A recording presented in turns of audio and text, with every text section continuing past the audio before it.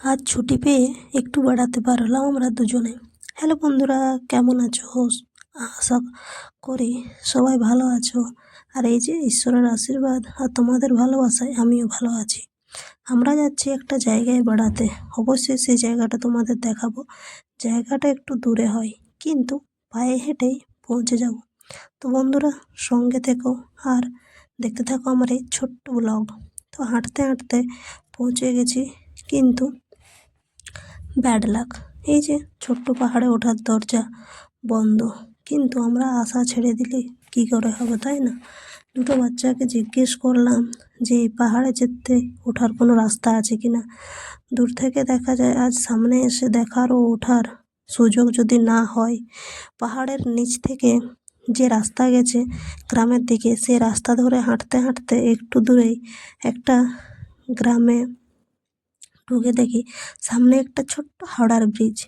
নাকি একটা ভিডিও, ওটা একটু ভিউটাও দেখে নিলাম। একটা ছোট্ট নদীর ওপর ব্রিজ, কি সুন্দর, তাই না? তো চলো, চারিদিকে নেটের বেড়া দেওয়া।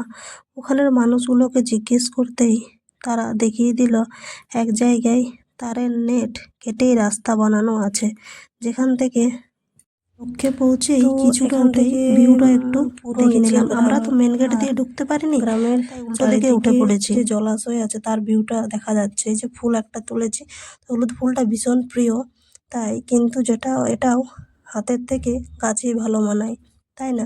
চলো, পুরো পাহাড়টা তো উঠতে পারলাম না, কিন্তু পুরো ভিউটা দেখে কিন্তু খুবই ভালো লাগলো।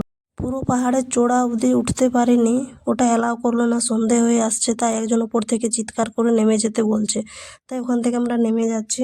কোনো দিকে না তাকিয়ে দেখো, এখান থেকে একটা কুকুর পেছন দিক থেকে এসে আমাদের সঙ্গে বন্ধুত্ব করছে, আর যেন বলছে যে যেও না। তো যাই হোক, ফাইনালি আমাদেরকে নিচে নেমেই আসতে। ভিডিওটা কেমন হয়েছে অবশ্যই সবাই জানিও।